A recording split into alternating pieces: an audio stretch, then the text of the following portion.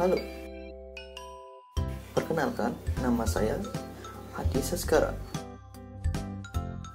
Di pertemuan kali ini, kita akan membahas tentang memahami komunikasi lintas budaya.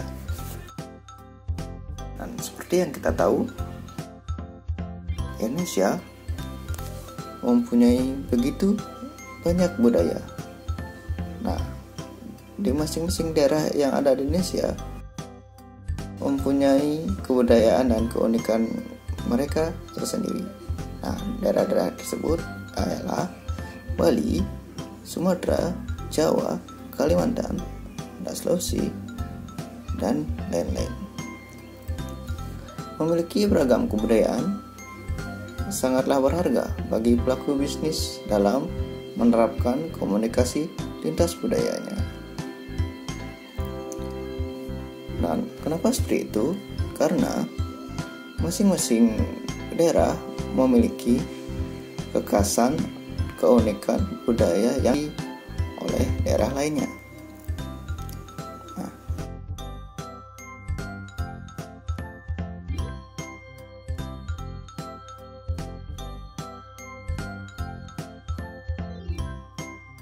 pernah Anda berpikir,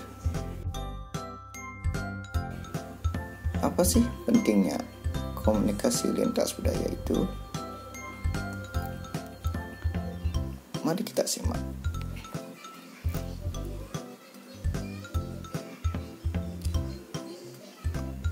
Dalam menyikapi era perdagangan bebas dan globalisasi,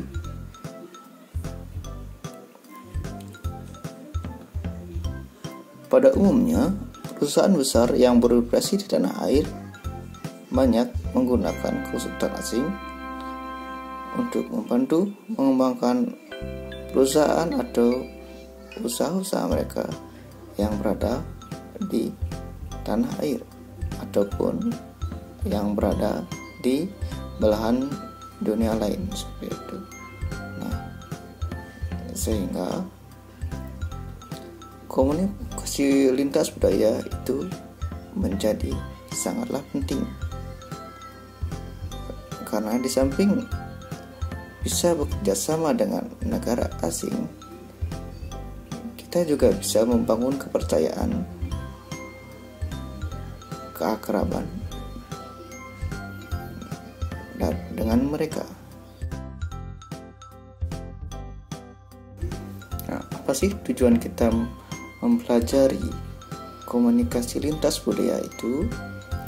Tujuannya yang pertama adalah menyadari bias budaya itu sendiri, kedua adalah lebih peka secara budaya, yang ketiga adalah memperoleh kapasitas untuk benar-benar terlibat dengan anggota dari budaya lain atau orang dari budaya lain untuk menciptakan suatu hubungan yang langgeng dan memuaskan orang tersebut. Dan yang keempat adalah merangsang pemahaman yang lebih besar atas budaya sendiri, dan yang terakhir adalah memperluas dan memperdalam pengalaman seorang. Nah, dari tujuan tersebut terdapat karakteristik budaya. Nah, yang pertama dari karakteristik budaya itu adalah komunikasi dan bahasa. Komunikasi dan bahasa ini merupakan sistem komunikasi verbal dan non-verbal, satu unsur yang membedakan satu kelompok dengan kelompok lainnya, di mana manusia sering menggunakan komunikasi dan bahasa sebagai suatu interaksi. Yang kedua adalah pakaian dan penampilan. Nah, pakaian penampilan ini meliputi ada pakaian, perhiasan, dan dandan.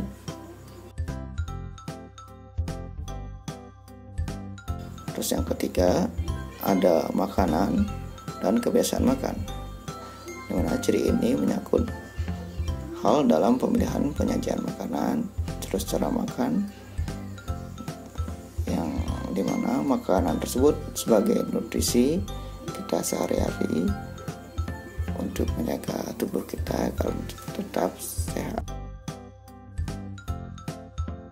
Terus yang keempat ada waktu dan kesadaran akan waktu, dan hal ini menyangkut pandangan seseorang akan waktu.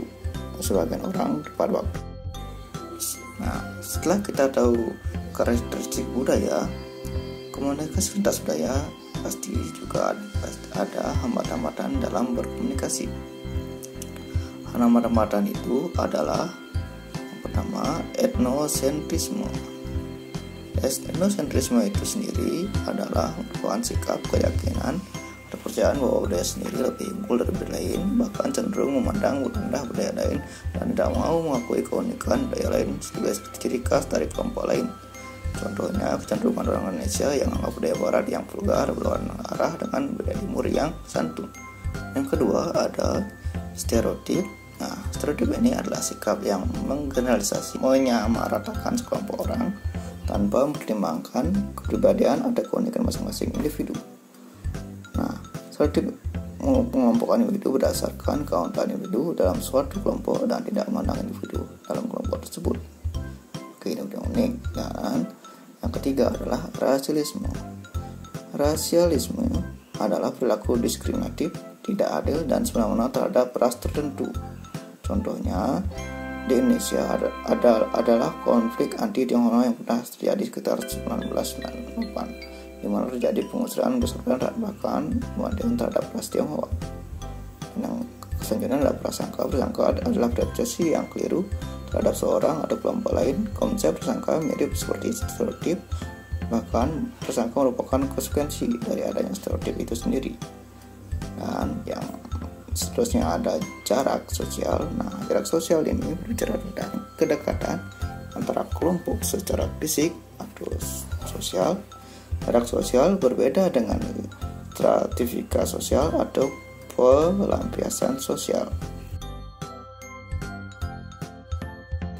Dan seterusnya ada persepsi. Nah, persepsi merupakan proses yang dilakukan oleh seorang untuk mencoba mengetahui dan memahami orang lain. Nah, persepsi merupakan filter yang digunakan oleh seorang ketika berhubungan dengan budaya yang berbeda. Persepsi negatif dapat berdampak buruk bagi keefektifan komunikasi lintas budaya. Dan yang seterusnya ada sikap.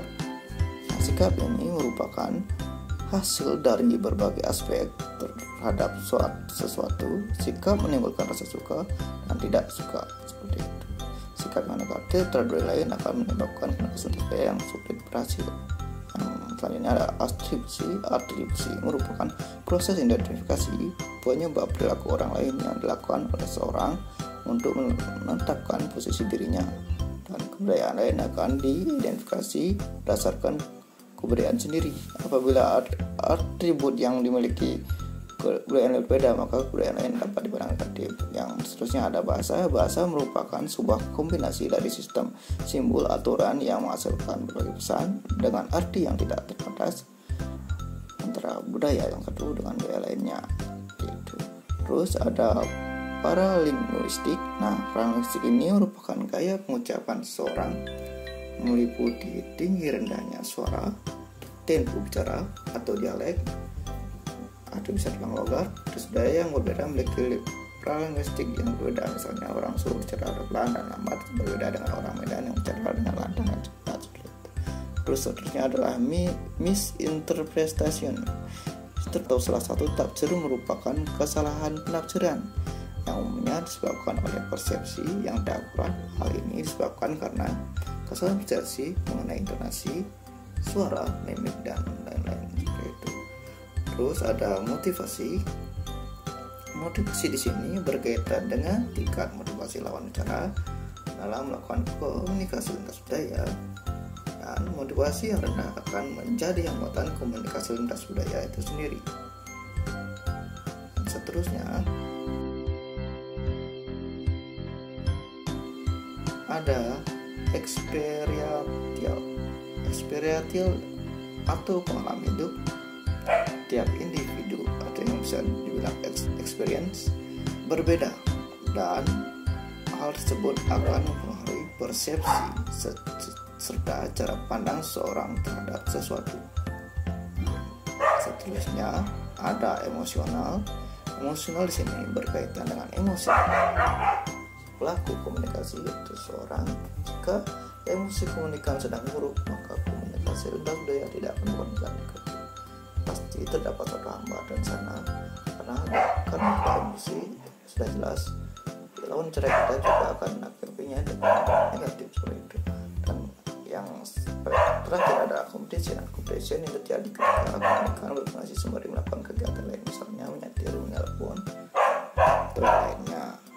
Nah, dari hambatan-hambatan tersebut tentu kita berpikir bagaimanakah cara mengatasinya, atau bagaimana sih cara mengatasinya. Di sini kita akan bahas cara mengatasi hambatan-hambatan komunikasi lintas budaya yang efektif. Nah, yang pertama di sana ada memperbaiki dan meningkatkan kompetensi lintas budaya. Nah, cara mengantisipasi hambatan komunikasi lintas budaya yang pertama tentu dengan cara memperbaiki dan meningkatkan kompetensi lintas budaya. Kompetensi lintas budaya itu sendiri dapat dilihat sebagai kemampuan untuk berpartisipasi dalam serangkaian kegiatan komunikasi.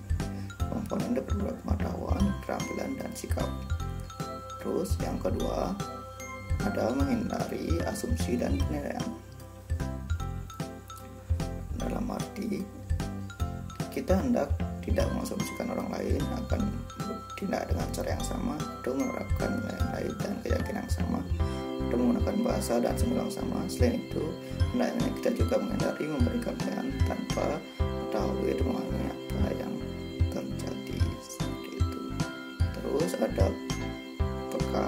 Nah, peka di sini adalah dengan mengembangkan sikap peka terhadap perbedaan yang ada. Caranya adalah mempelajari segala sesuatu dari orang-orang yang kita temui, terutama terkait dengan budaya, sub budaya dari orang yang kita temui. Terus ada kepada mengakui dan menghargai perbedaan.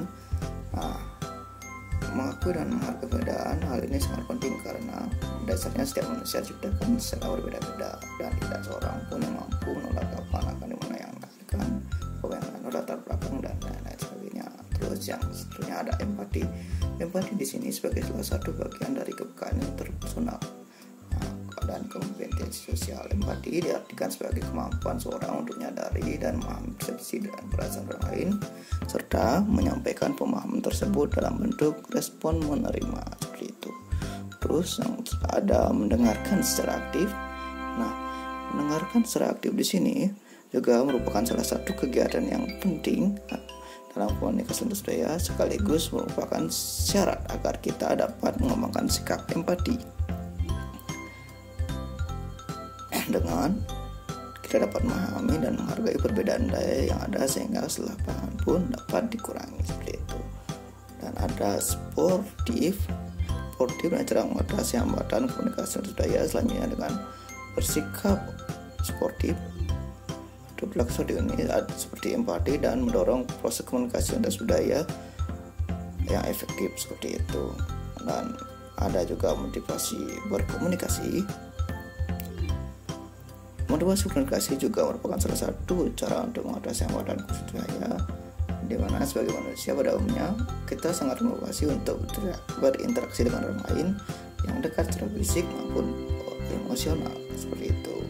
Terus ada juga yang memahami budaya sendiri. Nah, dengan memahami budaya sendiri kita dapat dengan mudah mengkomunikasikan nilai persepsi dan sikap yang kita anut kepada orang lain. Nah, dampaknya adalah orang lain pun akan mudah mengusikkan nilai dan persepsi serta sikap yang mereka anut sehingga tercela pengertian dan menghindari kesalahpahaman. Dan selanjutnya ada fleksibel. Fleksibel di sini adalah untuk memudahkan kita berkomunikasi dengan orang lain, memperoleh informasi yang diinginkan, seperti kemampuan untuk menyesuaikan perilaku komunikasi dengan orang lain dan lingkungan sekitar. Itulah fleksibel, seperti itu ya. Dan selanjutnya ada menggunakan dan mendorong umpan balik deskriptif. Nah, umpan balik yang efektif dapat mendorong lancarnya proses adaptasi yang merupakan hal penting dalam komunikasi lintas budaya. Terus setiap orang yang terlibat dalam proses komunikasi lintas budaya seharusnya memiliki kemampuan untuk menerima umpan balik dan menunjukkan perilaku yang sportif, seperti jujur, spesifik, dan jelas. Terus ada saluran komunikasi yang terbuka. Di sini dalam arti kita harus mampu bersikap sabar selama proses interaksi agar pemahaman bersama dapat tercapai seperti itu.